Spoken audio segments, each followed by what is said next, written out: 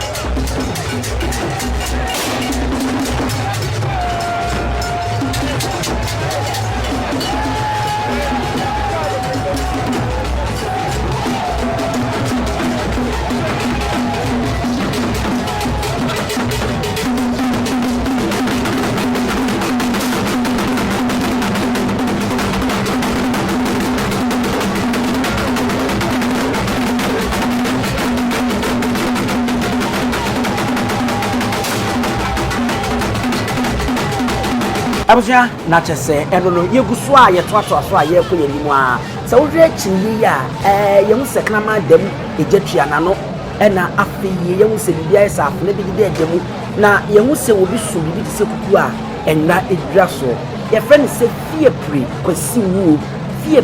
kwasi wu eye bosom kase a enya asenketo a ebo fiepri eho eban enti eneyi na ese wo mu sa dia eye fiepri ehene a ene santene ama na kwanya na okire mu di kire ese ne nananom so Sikadwa enti ene wonde wa amesre akwanya kura na wanya ena oto aso enti fiepri kwasi die wu ene ba abakosem kire mu a wo boai ene ma fiepri kru ebeyi eku ati sei a edi asante no kena na ahyem kena ene ono nso ebehye asante enumunyam a kuntunkuni enya asem keto akra ti yehu se podua mienu ekura akwada baako panini baako ena okonfo nankasa ena etwa mpesempese ena obaako nso eso bosom nankasa enya asem keto na meka dia na hwan na eba opanya ankrenkre mu no di a yede ebto no ene Emmanuel wahin afoakwa nena ma disenti onya obunfu okunni eka ho Professor Emmanuel ohene afoakwa ansakra na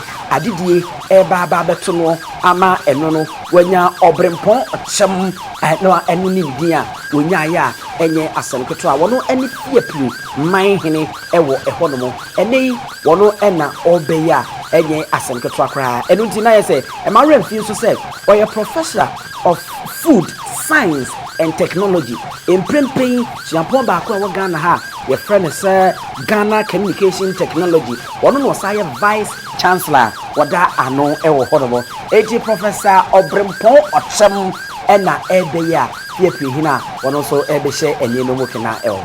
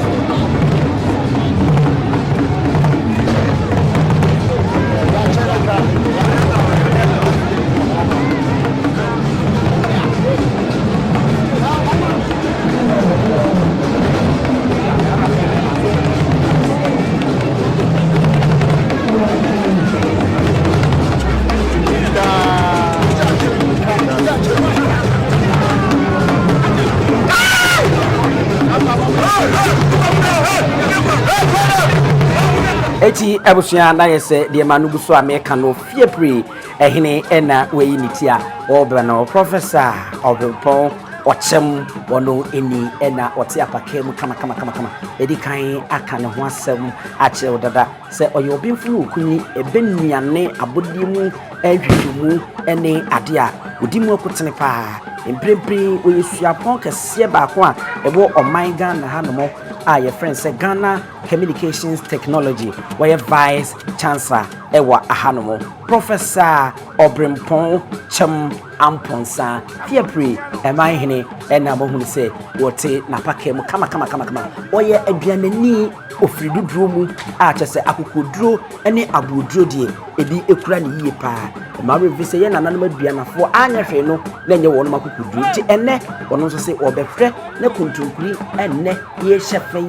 150 years yaka ede akyemo 128 years ewo Seychelles ni nyina eka ho e ma revi se de oti okuri ene obrare e ngoma so so tufu se tutu ni fishi atoso eduru ni na esi afie mu ni nyina na aka boma yedi Professor ena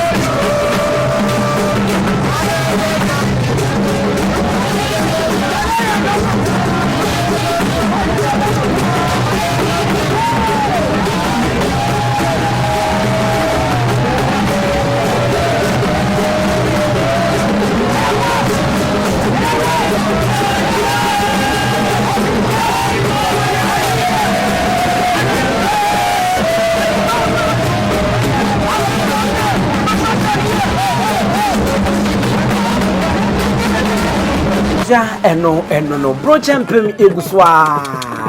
na samre yi de otosi so hwe entwene na edi animu na ye friend se para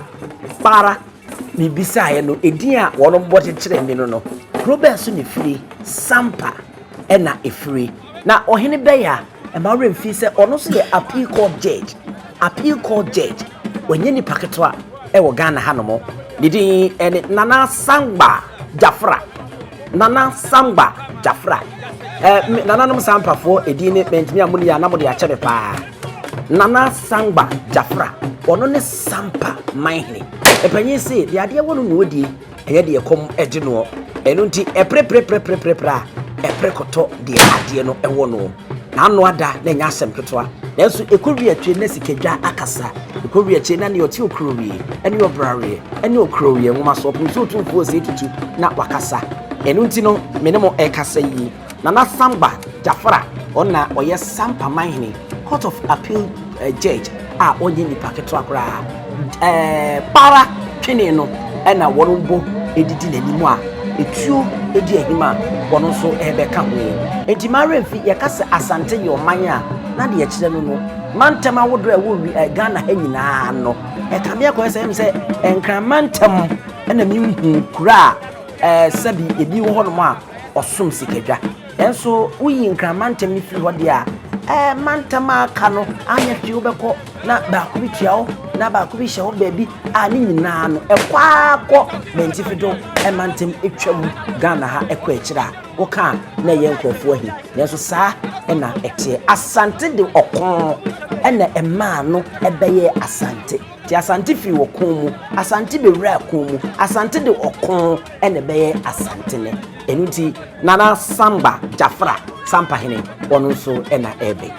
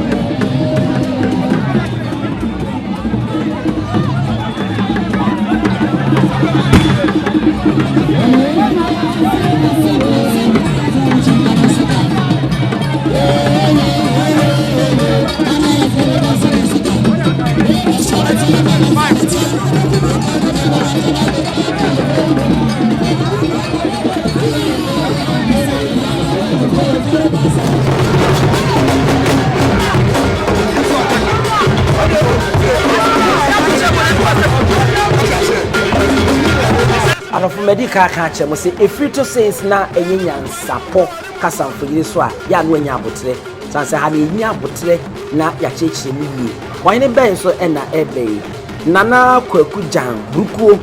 a otoso emienu nana kwaku jan burukuo otoso emienu fuman manhene fuman manhene wono so na wayiriti ene ohe nana so apaka na wodamu sonko nana de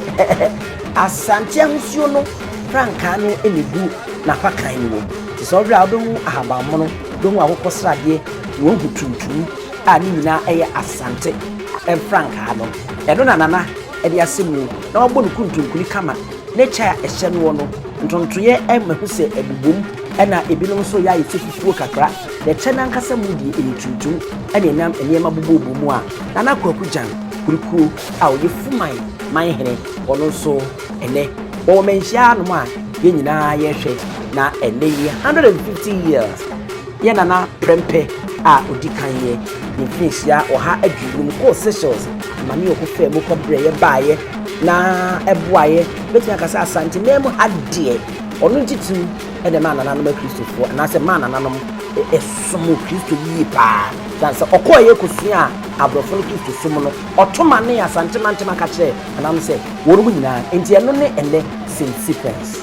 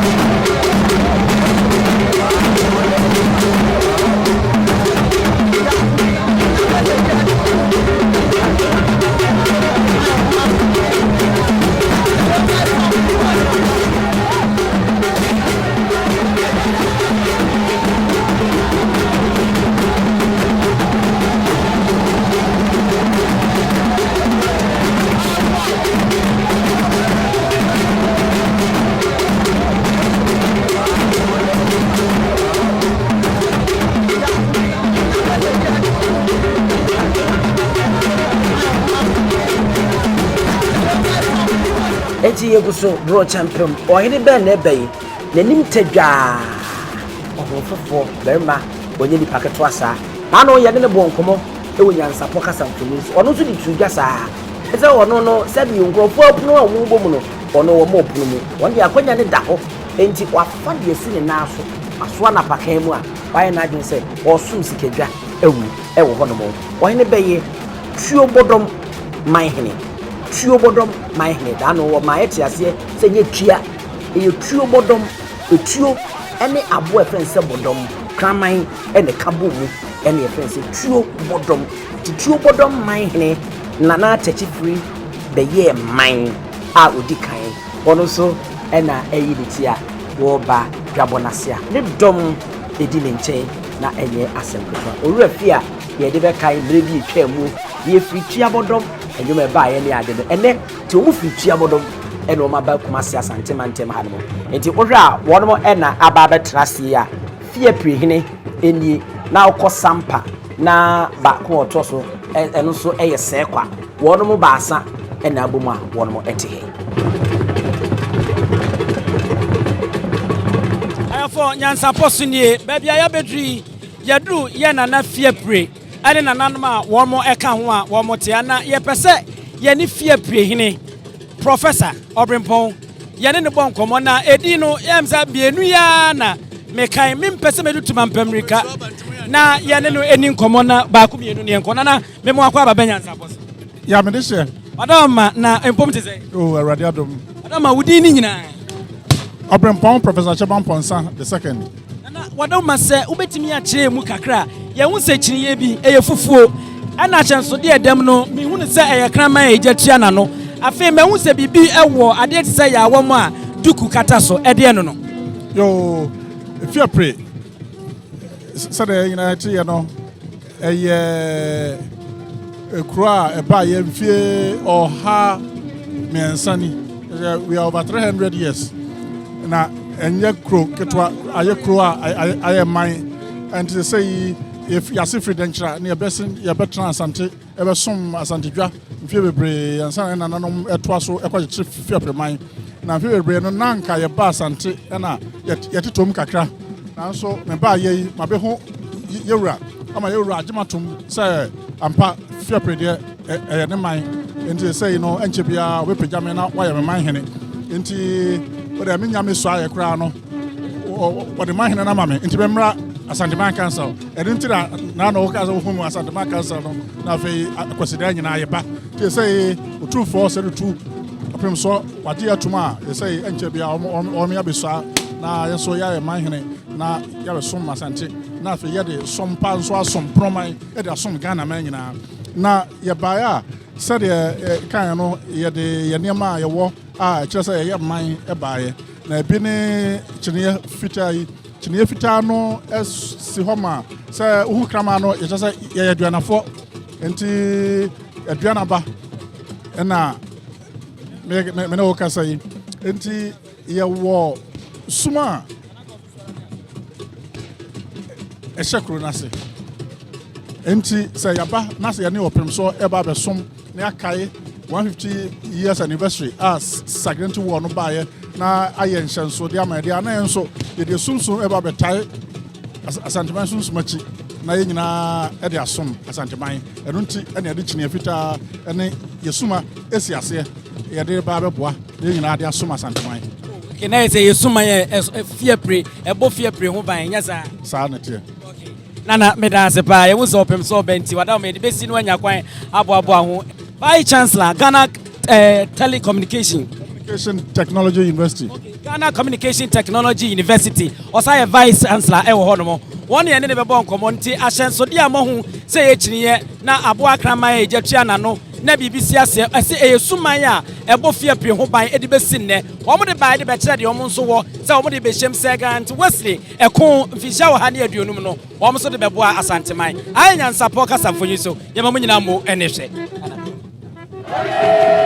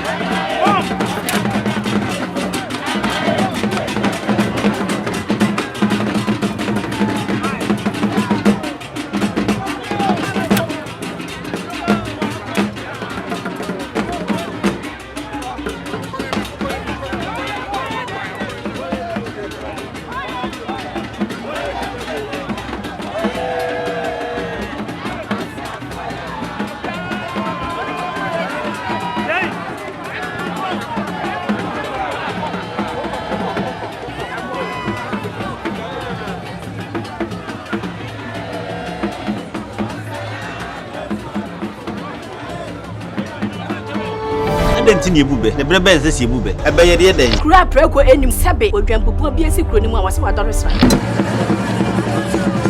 Tanyini wantena fie. Ema aseduamfo. Blani pie frimantam behin se pin. Enye nkwande wa na yesotro no wa. Ansa na odi asebe fita na no makode ebrensi am wa otua ne nsem mojabumo ni hu bi. Duanani wie klaman. Wo ye sofo okra wo nye yie bi. Tonte ye no sa na ye fa. Nyansapo. Aboa ntaka na mane yakese na ntakra aboa ne de fanyinam kwatere kwa. Mada woro manto me ye fe. Ni din de sey. Ni din de Obama. Akola wa no so pese utrimu usuma ense bratam Se pempem ne honhon hia na America sa Sabe ka ya twa ni mu nyame nai ebu afa so enye de ya twa ni mu twa nyame Se bedi akone be kwen bodi akyede na se kofi nro ne ya aben ntime nyina ni mu ampata na wo yade